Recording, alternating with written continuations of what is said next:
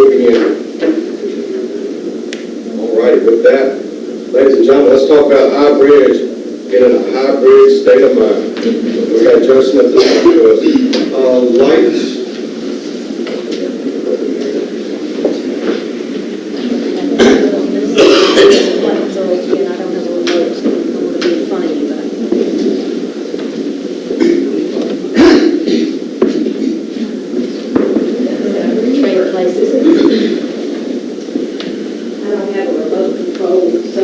Sit right here where I can push the buttons and you all can look over my head.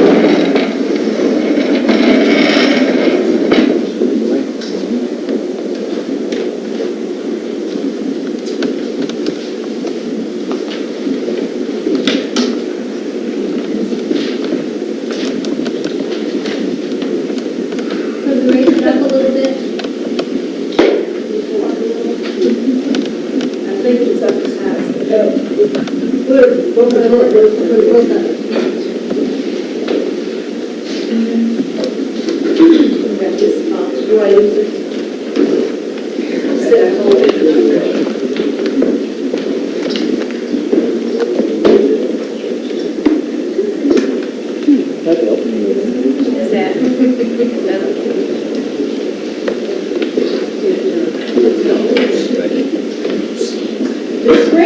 Going to be reading tonight is from my booklet, A History of High Bridge, which you see the cover of it there on the screen. And I'm going to be following the booklet to comment on the pictures that I've assembled to do this history. This booklet is a result of my efforts to combine under one cover heretofore separately printed information and pictures of High Bridge, and to include data obtained from my personal interviews and my first-hand knowledge. It's my hope that both present and future generations who read it will benefit from my efforts and become a little more interested and informed about its structure. This is a general history, and those who desire more detailed information concerning the specific period are encouraged to consult the publications that appear in the bibliography.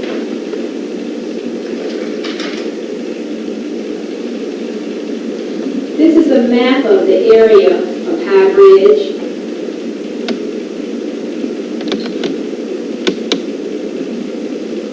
Burkeville would be about in this area here. This is Rice's Depot, as it was called at that time, and this is the rail line as it came into Farmville. The river is here, and since this track had to cross the river, that's what necessitated the building of High Bridge, which is here. 1/5 of the bridge is in Prince Edward County, and 4/5 lies in Cumberland County. It is actually going to be 150 years old, the old structure, the original bridge, this October. High Bridge was built in 1853 as part of the South Side Railroad, which joined the cities of Petersburg and Lynchburg.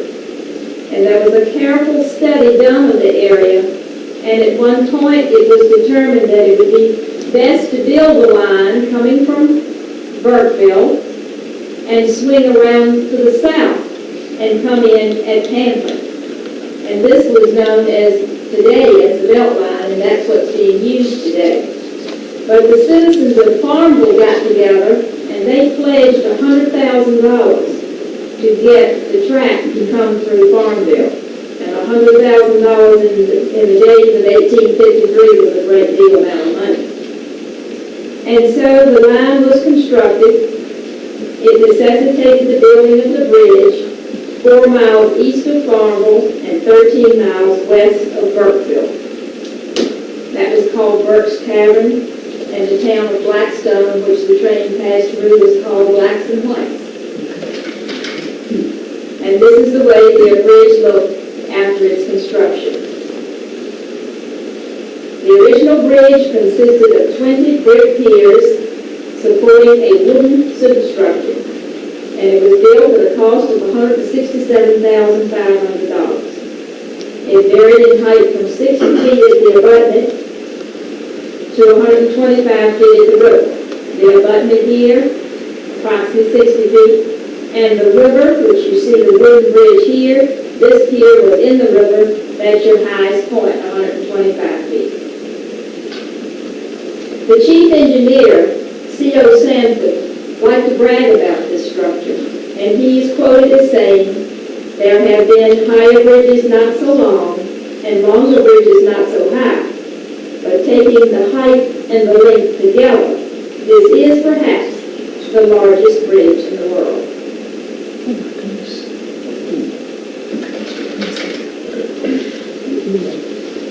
The bases of the piers were stone that was believed to have been quarried in the area near High Rock Church, or possibly near in Rice area near the Farley Farm. The stones were approximately 8 feet below ground, and they rested on gravel and clay.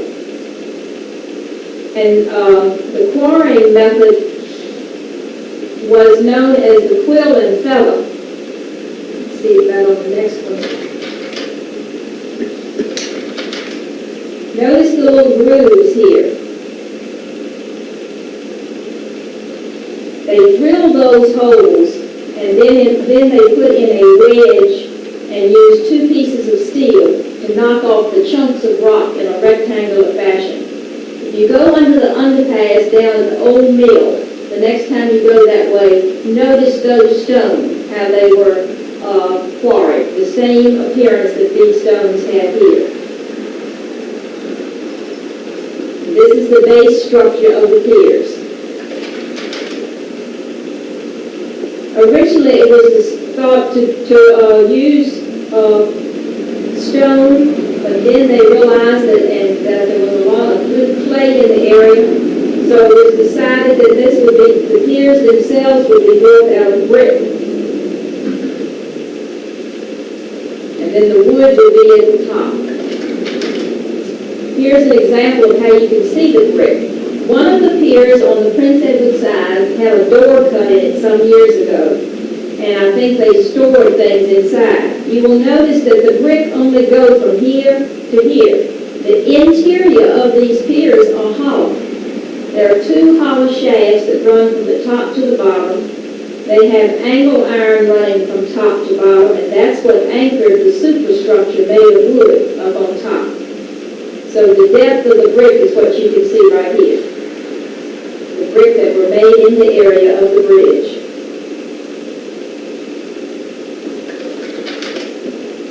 As I said before, the piers are of brick, but the superstructure itself, where the tracks and the rails lay, is all of wood. The whole sides were of wood. This is the way it looked about 1865, into the Civil War. You can see the wagon bridge down below. And it was a scenic spot. People would walk out on Sunday afternoons and they would have picnics in the area. You see the gentlemen seeming to be enjoying the scenery there.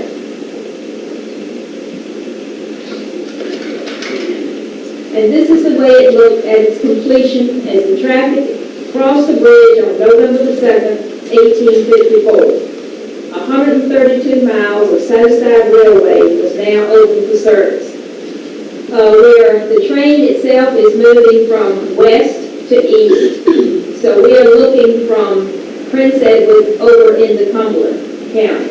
And there's your river running underneath. This is a painting by Edward Beyer, who was a German artist.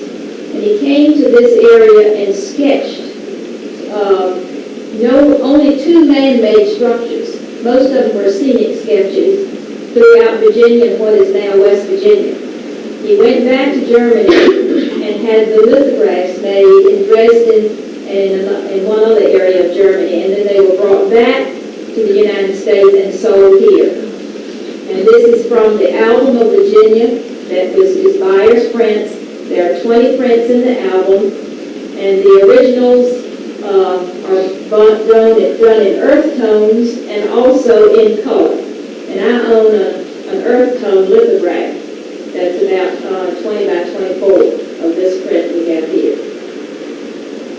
They were in a bound volume all 20, and later on they were separated and sold as individuals. There are not many of the album intact, all 20 of them.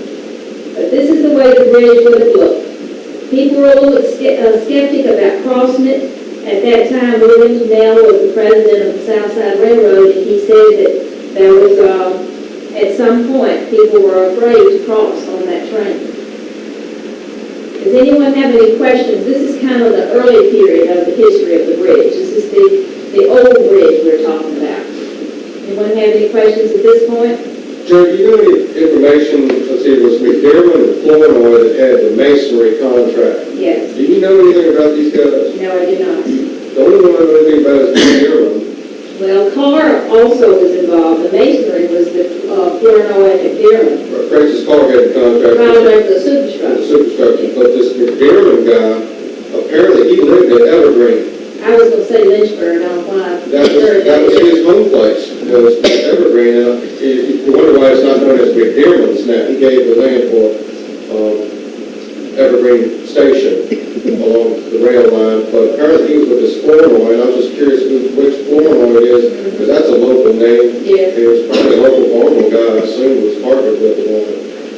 All right, we have a $167,500 bridge, which is about 2,500 feet long, 60 feet at one end and 125 feet at its highest point.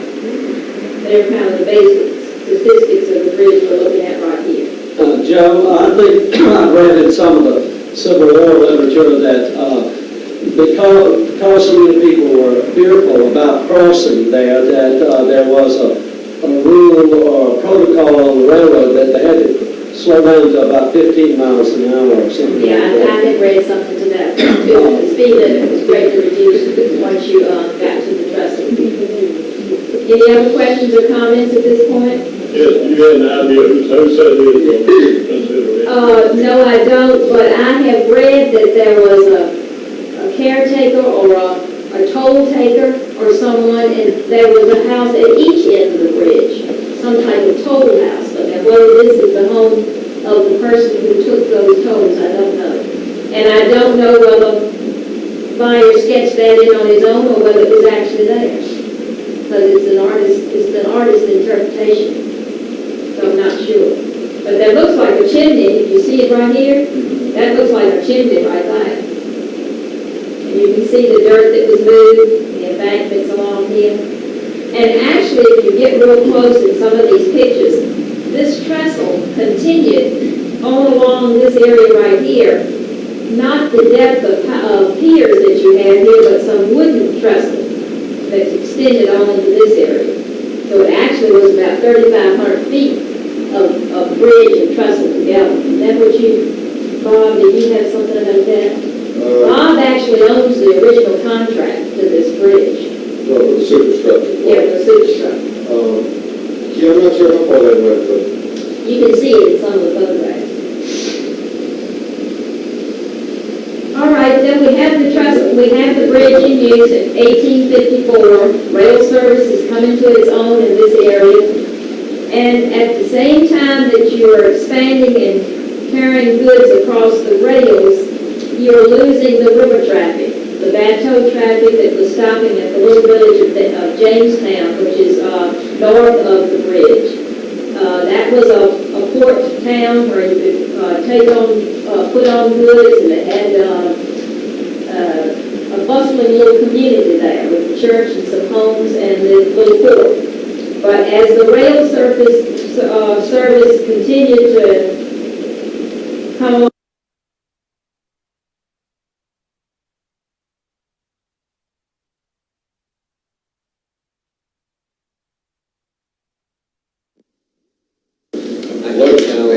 along in its vein of travel, then the little town of Jamestown just about folded. And I'd like to quote what Mr. Bradshaw says in his book on the history of Prince Edward. The village was a thriving river port where tobacco was inspected, and I quote, "The ringing of hammers as they drove the spikes of the rails of the Southside Railroad in the early 50s was a death knell of Jamestown, for the railroad put an end to river shipping." That little village folded and it's down just a spot on the map with 2 piers of a crossing there at Jamestown, and that's all that's left of that little stone piers left of a bridge. So the westward advancement of Southside rail service boosted the economy of inland Virginia. At the time they were using river transportation, you would have floods and freshets, and it would hinder the getting goods down the river. But once the rail was there, you didn't have to worry about the weather element in transporting goods. The trains of Southside Railway Company also made stops along its route, and that one of the stops was at the Overton home, which is now owned by Mike Rice. And at that point, you could, passengers and freight could be loaded and unloaded at that point. Next in the history of the bridge is the Civil War. These are 2 of the Nottoway Braves who posed for me, Chuck Ironmonger and Jackie Price, down at Sailor's Creek, because Sailor's Creek was the last major conflict of the Civil War. And then there were battles that took place all along the route of retreat to Appomattox. And 2 of those battles actually were in High Bridge. The first battle at High Bridge was on April the 6th, 1865, when a detachment of Union troops was dispatched to burn the structure and attempt to trap the Confederates on the east side of the river. However, the Confederates were able to thwart this attack and save the bridge temporarily. But then on April the 7th, the next day, William Mahone's division arrived at High Bridge as the rear guard of the Confederate troops with orders to burn the bridge. They were to burn the bridge behind the troops after they had crossed over. However, there was a little bit of misunderstanding, and there was a delay in setting the fires to the bridge, and although the Confederates had crossed, the Union troops were able to put out the fire before the bridge was completely destroyed. The river was up at this time. There had been a lot of rain, and they used the river water to their advantage to put out the fires. I'd like to read you a quote from a New Hampshire volunteer as to what he saw when he crossed the bridge. The valley was clear of trees, and we saw everything. The wooden bridge which crossed the river was afire. At the farther side of the valley, the rebel column was climbing the bluff, and the great railroad bridge was burning furiously at their end. So I hurried onto the bridge. The fire had wrapped up 3 spans, and it was at work on the 4th. Our plan was to cut off the span near us and to fight the flames until it fell. The superstructure was of wood, which was tarred. The top was floored with boards and covered with tin. The men tore up the tin, cut through the floor, and then cut off the timbers one by one. Others brought the water from several half-hydrants which had been placed at intervals on the bridge, and they poured it on the timbers. The 4th span fell, leaving the 5th untouched by the flames. And this is what the bridge looked like after that fire during its reconstruction. This is the west end of the bridge. This is the right end, the east end. The Confederates had crossed the bridge and were coming up the other side. The fires were set to prevent the Union troops from following them. And this is what had been destroyed. This is the reconstruction taking place after the war. All right, then what you're saying then, Joe, is because of the efforts to stop the fire, that's what saved the rest of the bridge? Yes, and the It fact didn't that naturally burn and collapse? no. In fact, it would, if they had, the orders had been received and there hadn't been a lack of communication that took place, the fires would have been set earlier. Before the Union troops arrived, it would probably have burned more. But they were late setting the fires, and the Union troops were able to put them out. And they had to have hotspots and intervals spaced across the bridge because they were burning wood in the locomotives, and they sent out cinders and sparks. So it would be easy for the wooden structure to catch on fire. So the water was there to prevent fire, and it was able to, the Union would put it to their advantage. And they neglected to burn the wagon That's right. bridge entirely, so that allowed the Union foot soldiers and supply wagons going across. They said that was kind of green timber, and it didn't, although they tried to set fire to that, that didn't burn, and that was low to the water level and would need to be used for water that had reached up near the bridge to put it out. And one interesting thing that I also been told about this is that during this reconstruction period, a train would run to one end and horse-drawn conveyances would take people across the wooden bridge up to the other end and meet another train that had backed in from the other end and continue on the trip. And one of those conveyances was owned by Hester Walton, who was the grandfather of Frank W. McDuff in the area of Rice.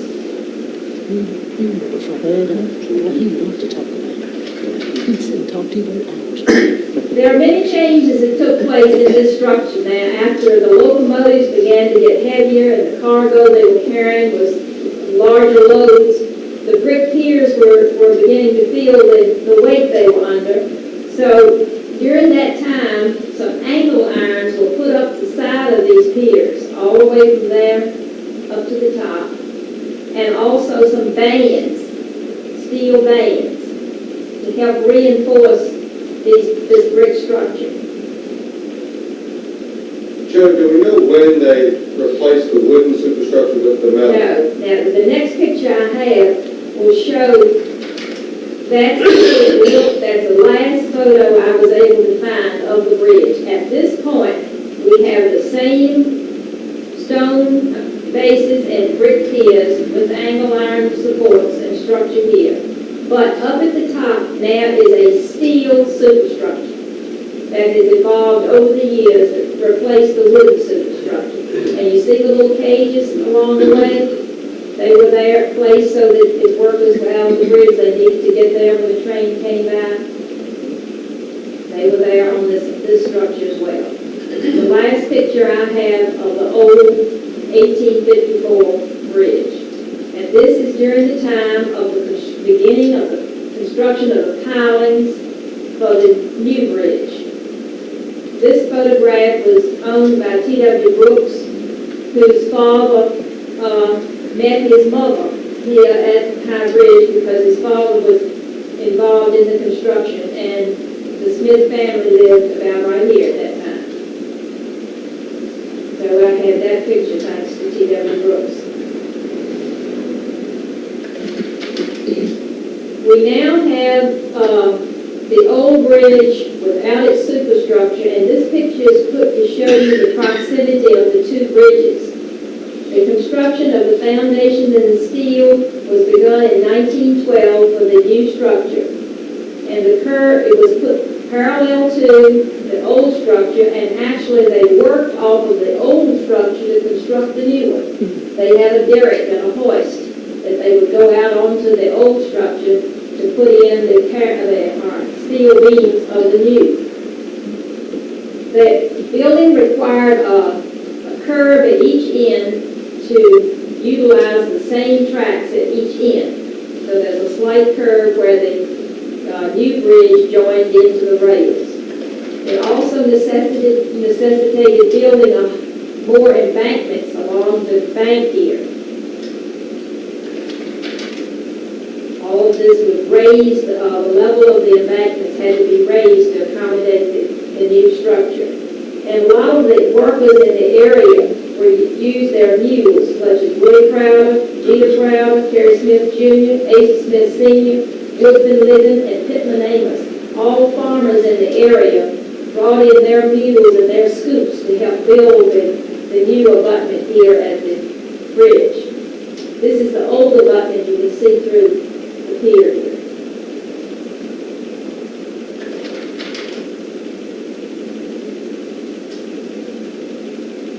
The actual erection of steel itself began in April of 1914. And it's hard to believe, but the engineer's report that's on file said that traffic proceeded over the new bridge on June the 22nd, 1914. From April to June, this steel work was put in. It was pre-assembled, is what I could read from the engineering report. And it just required riveting once you got it in place.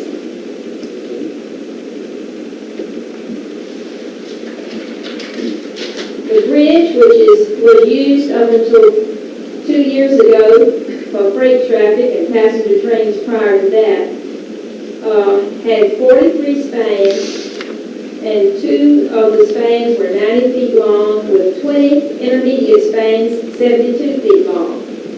The new bridge was approximately 8 feet higher than the old bridge, superstructure to superstructure, and was 2,418 feet long. So approximately the same length bridge, just a little taller than the old 1854 structure. There are 1,955 railroad ties across the bridge itself. Those ties are numbered so that when they were replaced, they knew which numbers they replaced and how long they last. The numbers are embossed in the ends of the ties. And they begin at the east end and come to the west end with their numbers. 1,955.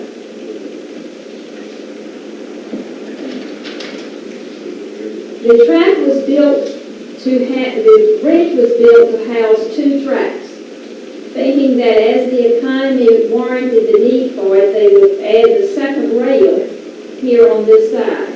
This is the north side of the bridge. However, as you can see and probably know, the economy never warranted that, so the second rail was never put on.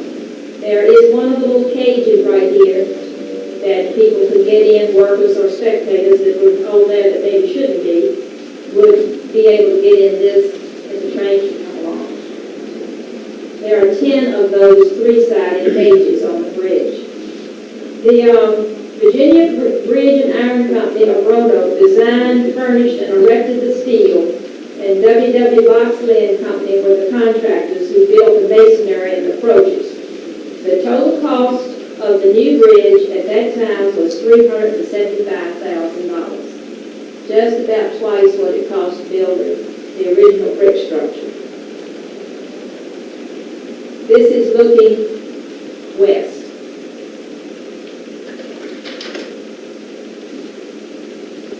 After World War II, there was a need for brick in the area, and Motley Construction Company contracted with the railway to remove some of the brick piers and reuse the brick in other structures. And Robert, you probably remember that Prospect Elementary School that was built with brick from the High Bridge. So that's why we're missing these piers along here. The bases are still there, the stone bases, but the brick piers are missing because they were torn down, brick cleaned, and reused.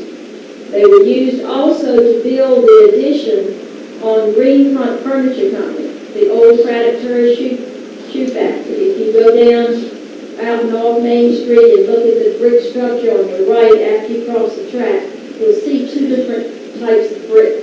The end of that building was built with hybrid brick. And there's a local home in Cumberland County that was also brick with hybrid brick.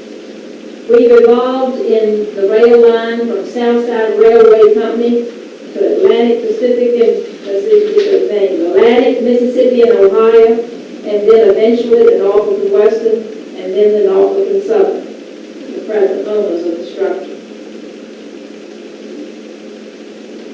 Robert, how would they dismantle one of those piers?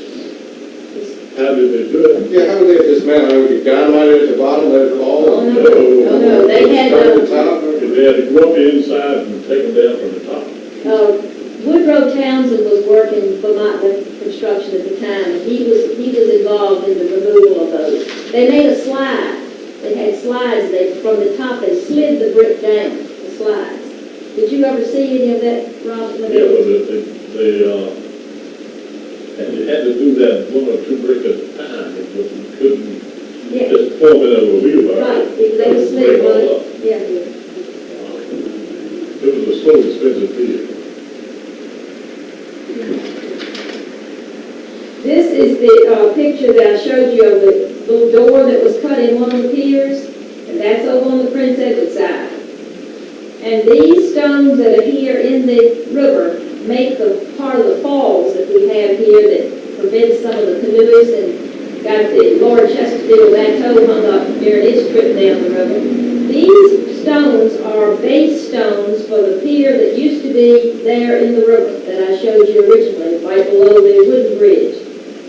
The assumption is that it was possibly removed because of the water pressure against it, and it might have fallen into the steel structure that was left by it. So these are some of the old stone bases here.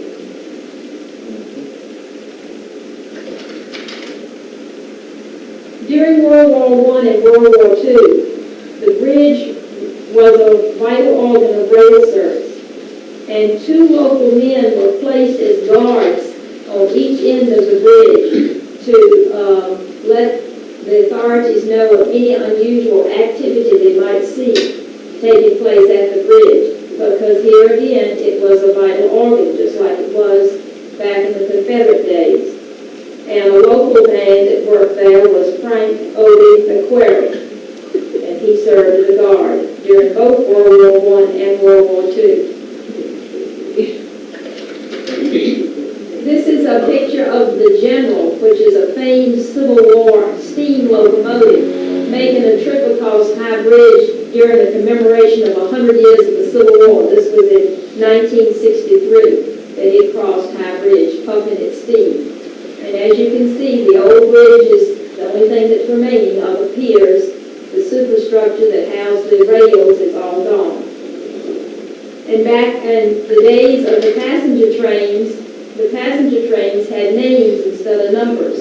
This is the Pocahontas as it's proceeding west to Lynchburg and Roanoke. The Powhatan Hour was the evening train around 8:35, and so you could set your watch by both the Powhatan Hour and the Pocahontas as they were going east or west. When their whistle blew, you could check your watch. They were that punctual. During this time also, with the increased traffic, you will notice that there was some deterioration taking place in the structure of the bases of the new bridge. Angle irons had to be placed around this part where it was in the river to protect it from the flood damage, from trees bumping against it coming down the river, and the wear and tear. See how the steel had to be placed there to reinforce it? So as reinforcement took place with the old piers, reinforcement had to take place with the new piers also. This is what you would see today if you came down River Road to look at where this structure is. This is about all you can see. You cannot see any of the old piers at all, even in the dead of winter with no foliage on the trees. You cannot see the old brick piers any longer. So it's really sad that it cannot be viewed, it cannot be visited because of the hazardous conditions that existed over there with the train traffic. Regular maintenance has to be done to keep it up, and that was very expensive. They painted one half of the bridge. I talked with the contractors the last time it was painted in 1986, and it cost $380,000 to paint, scrape and paint one half of the bridge. The whole bridge was built for $375,000, and it took $330,000 just to paint half of it. At that time, they even were up on that bridge in the heat of the summer scraping it with paint scrapers, along with sandblasting to repaint the structure. It's become very enveloped with growth. The only way you could see it or travel it for a while was to get on one of the excursion trains run by the Old Dominion Railway Tractor in Richmond. They would have the fall leaf special where you could get on the train in Richmond and you were pulled by the steam locomotives all the way to Roanoke, and then you were brought back by the diesel engines. But these trips no longer exist. So about the only way to see it is to charter an airplane and fly over. As you can see here, the white are the existing brick piers. There are 4 that are left on the Prince Edward side, the eastern end of the bridge. And there are 1, 2, 3, 4, 5, 6, 7, 8, 9 left on the Cumberland side of the bridge. These piers are on the Farmville side. This is the north side of the bridge. It's very sad that if you cannot visit it, but that was brought about by the accident which took place in 1989. That was after this book was printed. At what time one young man was killed and another young girl was seriously injured and later died of her injuries. And two young men who were out on the bridge when the train came along were able to get in one of those cages and survive at that point. So at that point also it's now considered a misdemeanor offense if anyone is caught down at the bridge site. The tours that we've been able to take are all prearranged. When they opened the Lee's retreat through this area, they had detectives with the Norfolk and Western Railway who went with us on bus tour down to the bridge, and the trains were stopped to allow spectators to go and see the bridge. And that was the last official visit anyone made. We as a historical society made kind of an unofficial visit through the muddy ruts of Mike Rice's farm. He was kind enough to take us and let us get a little closer view. But it's very sad that something of this type, which is so historic, is kind of off the beaten path where the communities cannot see it. There was talk of abandonment of this bridge back in 1989 when a poultry plant was being considered to be built in the Rice area. That was going to possibly keep it alive for a while, and it did, even though that poultry plant never did come to be. But in 2002, traffic was diverted from this bridge, and it leaves now at Burkeville and goes the belt line, the line of the trail that Rusted was built from the very beginning in 1853. That trail was later built, and that's what they're using now, from Burkeville to Hampton City as it's known. And this track is not being used at all across High Bridge, just trains that are coming in to Farmville, to SMI Steel, is that the name of it, and the Farmers Cooperative. So the fate of the bridge is hanging in the air right now. They have petitioned to abandon the bridge in 2005, as I understand. Does anyone have any questions they'd like to ask me before Sarah did that one? Anyone else have any questions of me? Do we happen to know when between 1857, when Bayer made his drawing, and 1865, when we have the photographs of it, the reinforcing arches got added to the bridge? Good question. The picture that I have is supposed to have been done by Brady, who was a Civil War photographer. I think it was T.O. Sullivan. Sullivan and Brady both, I think, were photographing. Yes, Bob. Sullivan also. But that shows people working. That picture I had in the very, very beginning, you can actually see people up there putting in that reinforcement. Is that the question that was asked about when the reinforcement? The arches. The arches. Big arches. When were they put in? Added themselves. I don't know. I never saw that in any of it. It just seems to me that with the buyer print and the way the contract reads, the Arches. are not even in the plan. No. So that apparently that was the way it was meant to be in the buyer print. But somehow, for some reason, they felt like it needed more support and must attack those arches up the outside of the painted I was just assuming it was done along with, like putting the angle irons and things, that type of this was done prior to all of that, the adding of the wood, because we ended up with that steel superstructure on top. I would guess, Richard, it would be not long afterwards, probably 1850s, because by the time the war started, I doubted they had the manpower to expand on it. We got to go back to that picture. But I mean, it must have been something that made them say, "Whoa, we need to reinforce this thing a little bit more." I was hoping it was that the trains got heavier rather than our Farmville. Here's what they're discussing.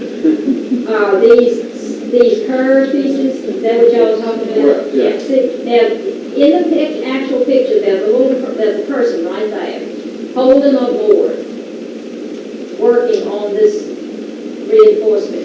These little the boards you can see along here. But at the other end of this particular picture is the picture that shows the construction taking place, the reconstruction. Is what's going on down at this end of the bridge. And as you can see, that remained intact, just like Reverend Thompson says, that did not burn. And that's the river here. But there's your reinforcement taking place right now. But as to exactly the period, I don't really know. Any other questions? My booklet is temporarily out of print. I do not have any additional copies. It was sold here locally and at the park services. But the time has kind of passed for the peak of its interest. Now with what's going on with rails and trails, there is no interest involved in it, but I have only a few copies of the booklet left. There's one on abebooks.com. Oh, really? Yours on there for sale. I think it's like $9.02. Oh, really? So, Well, a little bit of inflation there. Joe, thank you so much. Yeah. Let's give her a hand, folks.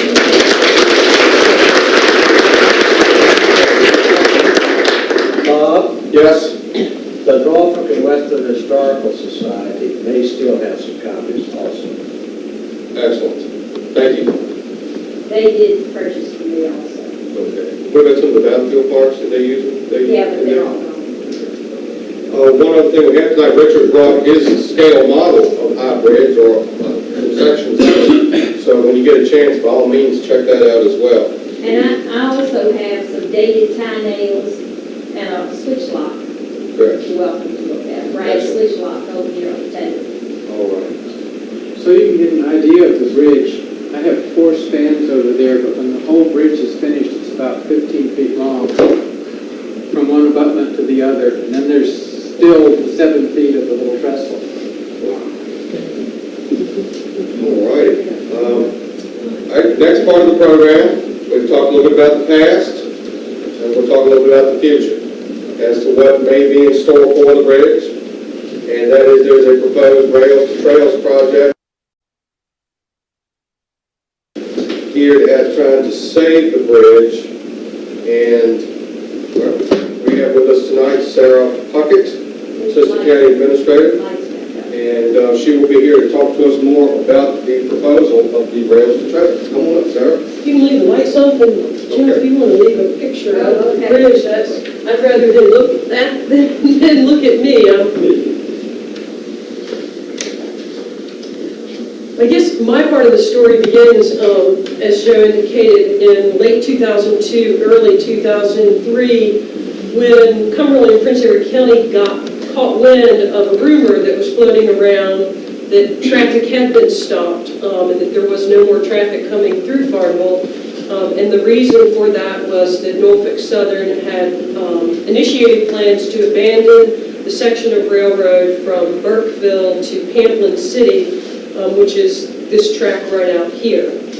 And as Joe pointed out, and as many of you may remember, this was the second time they had done that. They also considered similar action back in 1989 and had actually advertised their intentions in the Farmville Herald at one point.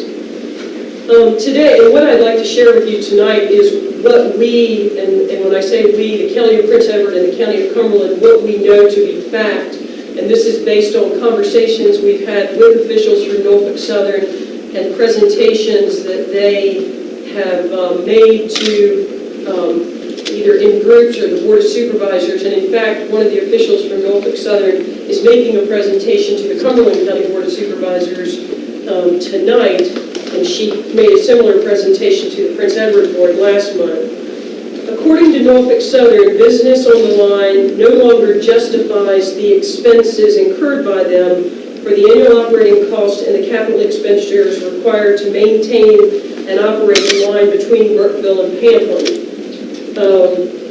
Norfolk Southern does plan to file with the Surface Transportation Board for abandonment of the 35.66 miles of track between Burkeville and Pamplin, and that we expect that to happen sometime in the second or third quarter of 2004.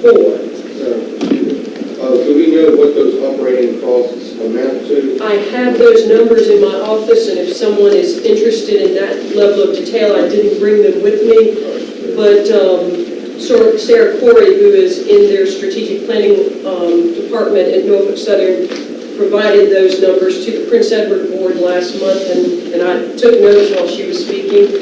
So if you are interested in that, just feel free to call me, and I'll be happy to share It's a great that. deal of it, the liability insurance on the bridge itself. She didn't get into that level of detail. A lot of it is, I guess, just the expense of maintaining the track. According to Norfolk Southern, they're no longer making any kind of capital improvements on the bridge. And in fact, they had indicated that there should be no traffic on the bridge. So any traffic that you see on the bridge now is traffic that I think Norfolk Southern Corporation headquarters is unaware of. And that's how it was expressed to us, is that there is in fact no traffic on the bridge. Ironically, I was at a meeting here several weeks ago related to the railroad, and a train came by. And we had an official from Norfolk Southern in the building, and he was quite surprised to see that train go by because it was coming from the east. So My family has cautioned us about going across the tracks there, because you think it's nothing, but there are occasional trains crossing. And I think they're not happy when I say they. I think the officials that are making these decisions in Norfolk are not happy when they find out that those trains are crossing the bridge. Right now, we're in the environmental review process. We have received a copy of the environmental document, and it's in the Prince Edward County Administrator's office. And if anyone is interested, again, in that level of detail in terms of what Norfolk Southern's plans are, we'd be happy to share that. Currently, there are 2 active customers on the section from Farmville to Pamplin, and that's SMI Steel Products and Farmers Cooperative.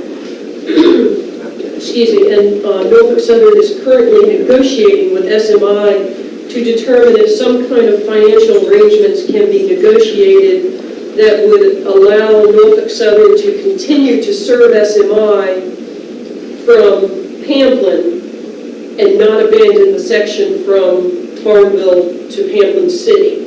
And that decision will be made totally based on the economic decisions between those 2 corporate entities. And unfortunately, as a community, we have no input. The Board of Supervisors in Prince Edward has adopted a resolution requesting that every opportunity be given to keep the line open from Farmville to Pamplin so that those 2 customers can continue to be served. And we have sent that and continue to advocate that, but they've made it pretty clear that these are economic decisions they're making now, and not political ones.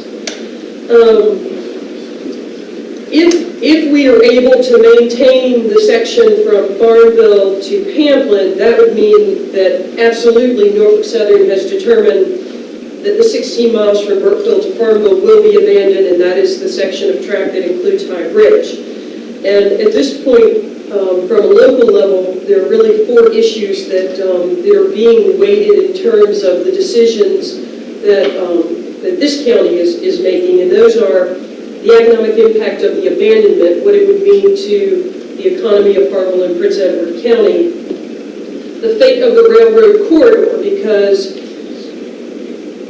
right now there's no economic reason, according to Norfolk Southern, to have the rail in Farmville. But as we all know, mass transit, when population growth, there may in 100 years be a need for rail to return to Farmville. So one of the primary concerns to the county of Prince Edward is that if the railroad is abandoned, and they have said that they plan to strip up the ties and the rail itself and move that elsewhere, the concern would be that we not lose the corridor so that future generations, if there's the possibility or the need for rail to return in any form, that corridor would be maintained, because it would be virtually impossible in the future to replace it in the condition in which it exists now.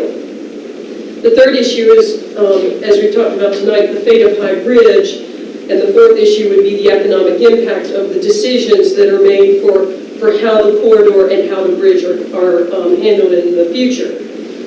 And at present, the possibility of the Rails to Trans project, I guess you would say, is being heavily explored. In the year that we have known about this, we have not been able to find any other potential solution that would create economic opportunity for the communities that are impacted, that would save the bridge because, you know, its historical significance to us locally. I mean, this has been part of our landscape for, you know, for generations. To save the corridor itself and to generate not only an economic impact, but one that we would hopefully would be environmentally friendly to both the environment itself and our communities and also the historic resources. But we are open to any suggestions that anyone may have, but the rails to trails conversion we know will protect all of those resources that I just discussed. And the models that Cumberland and Prince Edward County have been exploring, and many of you may be familiar with, I have not visited either of these yet, is the New River Trail State Park, which runs from Pulaski, I believe, to Galax. Galax and Freeze. Okay. And then the Virginia Creeper Trail, which is out near Abingdon. And both of those are abandoned railroad corridors that have been converted to trail facilities. Both are very strong economic engines for the communities that they pass through. And the feedback that we have gotten from the communities and from the State Park Service is that they are very well received now. I think there have been a lot of questions that have to be answered and a lot of considerations that have to be taken into account, especially by adjoining landowners. But for all accounts that we've been able to track down thus far, those are two very successful Rails to Trails projects that we hope that if we move forward with this, that we can model this project after. I guess it's important to say that it is imperative that we find a public use for High Bridge because it is a transportation structure that crosses a navigable waterway of the United States. And there is federal law that requires that any abandoned structure crossing a navigable waterway be removed. And there's also state law that requires that abandoned structures over state waters be. So on both the state and the federal level, there would be some requirement that High Bridge be removed if it were no longer used as a transportation structure. Well, yes. I'm sorry. Does that mean the entire bridge has to go, or only that crossing the river? I haven't explored, you know, I guess the semantics of that specific question, you know, to that degree. But the bigger issue is, and Norfolk Southern is very careful how they answer the question, but they have made it very clear that from a liability standpoint, for themselves as a corporation, if they're not able to find someone who will assume the responsibility, the ownership, and the liability of High Bridge, it would not be a smart decision on their part to just leave it standing. So that's why I say it is imperative that we find a public use so that the liability, the maintenance, the safety issues can be handled so that Norfolk Southern is willing to pass that ownership. And to date, we have talked to all of our state legislatures and our congressmen. We've talked to the secretaries of natural resources and transportation and representatives of state parks, Virginia Tourism, the Virginia Tobacco Commission. We've talked to just about anyone that would have, you know, input or have the ability to assist this community with what may happen to not only this as a transportation resource, but as a historic resource. And it seems that right now the optimal conclusion is that if we can convince the Commonwealth of Virginia to become the owner in the form of a linear state park, that we would accomplish most of our goals, which would be to create the economic engine for our community, which would create jobs and income opportunities for the citizens. It would protect High Bridge because the Commonwealth of Virginia would have the wherewithal to maintain it, to carry the liability insurance on it, to make sure that it was safe. And If it is a trail, that is considered a transportation corridor, so we are able to protect the rail corridor for future generations. So right now, before the 2004 session of the General Assembly, there is a legislation in that would allow the Virginia Department of Conservation and Recreation, which is the umbrella organization over state parks, to accept a donation of land from Norfolk Southern that just happens to correspond with the, I guess with the dimensions of what this real estate description would be, which is the property between Burkeville and Pamplin, including High Bridge. But as I said, right now we don't know what the disposition of the section from Farmville to Pamplin will be. Norfolk Southern expects that by February they will have completed their negotiations with SMI and that they would let us know immediately whether or not they believe that they're going to be able to continue to serve. If they've been able to negotiate a financial agreement with SMI, then they will continue to serve. Otherwise, when they file with the Surface Transportation Board later this year, they'll file for the abandonment of the entire section from Pamplin to Burkeville. And there are a lot of unanswered questions, and in fact, there was a group that arrived about 10 minutes to 7 earlier today. I think they were mainly citizens from Cumberland County that live adjoining the railroad, and they were unaware that the presentation was being made in Cumberland. And I think when they found out, they felt they needed to go there. But there are a lot of questions, and I think at this point, Prince Edward County would like to hear those questions because we don't have the answers. This is not something that we had planned for. This is not in any kind of long-range plan that the county had. We are having to respond to the economic conditions and to the decisions that Norfolk Southern is making as a corporate entity. So we very much want to make the community part of the decision-making process when we find out what the conclusion is going to be. We think it's important, especially for the adjoining landowners, that we make every provision and negotiate in any way possible with Norfolk Southern and with the state parks, if that is in fact the answer that's going to come to us, that we find a way to make this work for the community, that we make people feel safe, that we find a way to capitalize on it economically. There are a lot of stories that we've been told from communities out in Southwest Virginia, especially, I think there's a small town called Damascus that's maybe on the Virginia Creeper Trail. Maybe someone's been there, I have not. But from what I understand, Damascus is a community that's probably a tenth the size of Farmville, but it has 4 bike shops. And what we keep hearing over and over is that these types of projects, rails to trails, especially with the exciting opportunity of something like High Bridge, generate tremendous small business opportunity because people are serving the public who will come to visit, will spend their dollars, will get in their cars, and will go home. So from a community, I guess, perspective, tourism would be a very sustainable and very environmentally friendly form of economic opportunity for us, with the alternative being that we lose the corridor and we lose the bridge. So I'd be happy to answer any questions. I feel like that was the wet blanket on Joe's presentation about this glorious, yes? Sarah, just a year ago, we were hearing talk about the Trans-Dominion Rail Line.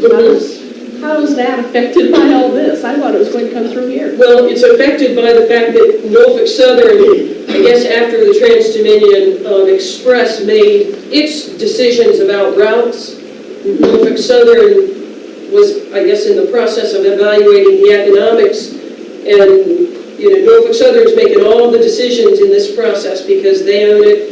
It's their real estate. It's their, So the Trans-Dominion Express will not be stopped by this decision.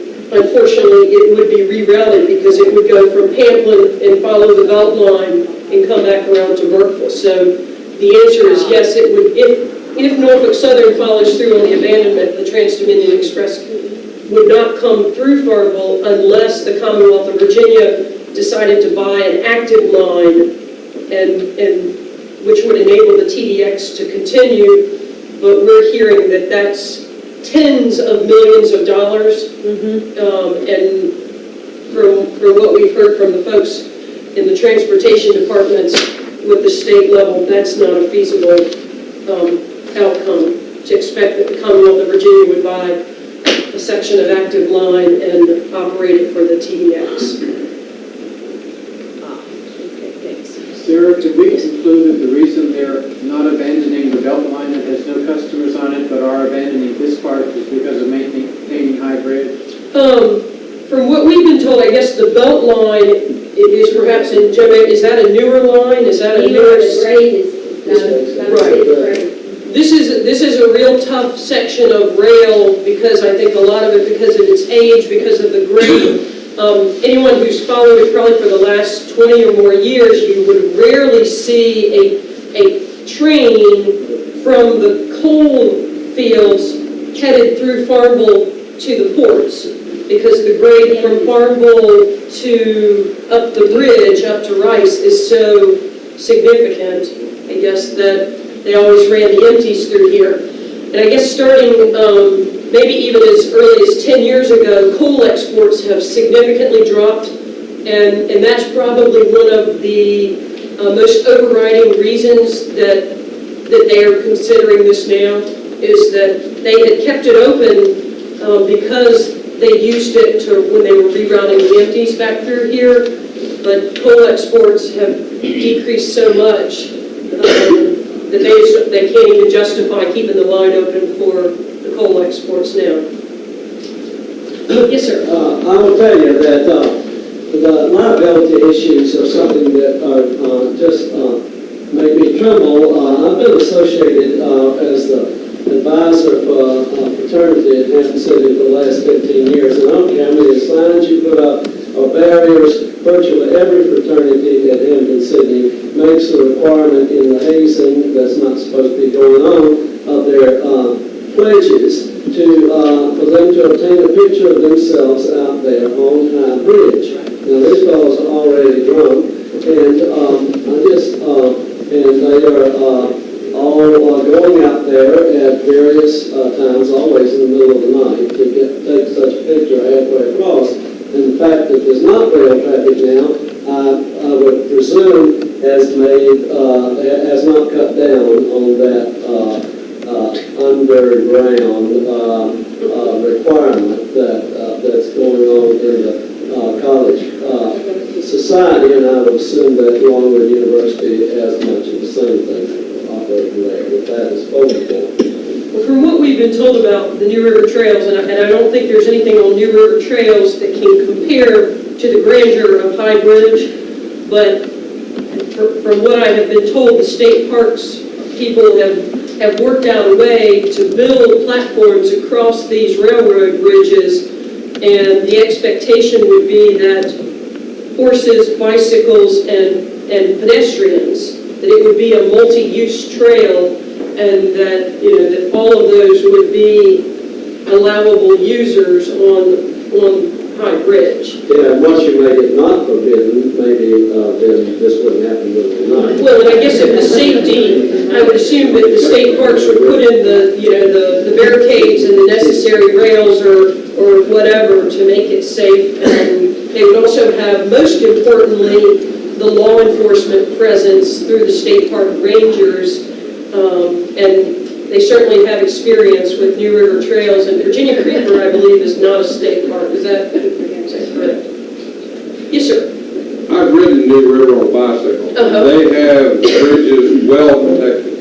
The rails about that high, and then they put a fence up about another 4 or 5 feet. Now, yes, people can climb over, jump off, but it's all covered with wood and it's well protected. It's a beautiful ride. I hear it's very well done. 52 miles from one end to the other. I hear it's very, yes, sir. A more local area, if someone wants to check it out, would be to go to Charlotte County, down to Randolph, and they did the same thing for that section right there. Is that the one down at the Stanton River Battlefield State Park? Right, down at Randolph. Down near Clover. Clover. There's a little area called Randolph. Right Okay. which is very much associated with Farmville because of Right, well- John Randolph there and Richard Randolph here, and they were brothers. So. There is talk too, the reaction we got from the Virginia tourism people and also from the state park people, we've really been quite amazed at how excited everyone is. I don't think you have to pick up many newspapers to read about the economic hardships that our region of Virginia is facing with manufacturing plants closing, just, Webex last week announcing. And so I think there is a lot of momentum to see if this type of economic development is what Southside Virginia wants. And there are a lot of abandoned railroad corridors throughout this region. I mean, down to South Boston, across to Martinsville, up through to Dinwiddie. And the folks from state parks, I think, are very quickly realizing that this is a resource that really would serve not only economically our region, but also from a recreational standpoint, because there's certainly greater demand for outdoor recreation by all of us that live in this community. And not only would this serve the visitors, but it would serve all of us who live in this community as a wonderful place for outdoor recreation and a safe place for children to ride their bikes or adults or whomever. A great place to take a walk or ride a horse or so I guess that, like I said, there are a lot of unanswered questions.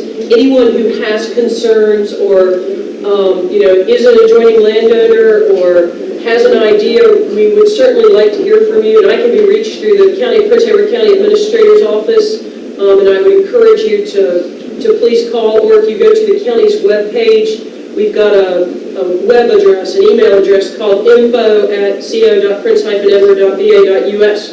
If you go to our website, it's on there, and if you have a thought or an idea or a question or a concern, and you don't want to call, if you send an email to that email address, it comes to me, and I'll be happy to respond to it. I expect we'll be hearing more about this as the General Assembly takes action on that legislation, which is key because we need to convince the Commonwealth of Virginia that they want to be the owner of High Bridge. I think that as the spring moves along, I think we'll start having some meetings in both counties as we are the most affected communities. A little bit of this could be in Appomattox and a little bit in Nottoway, but they will still have rail service, unlike Farmville that will lose the rail service. Yes, Gene? I never thought much about it before, but does the railroad pay crop protection in Canada? Yes, it does. They are assessed differently than all other landowners, property owners in the county, but last year, if I am correct, Norfolk Southern paid $80-some thousand to Prince Edward County. Now, you have to remember, part of that would be for the Beltline, and I don't have that split, so yes, we would lose some property tax revenue from the removal of this section of line from the county, but it would not be 100% of that $80-some thousand because the larger portion of rail is in the Beltline.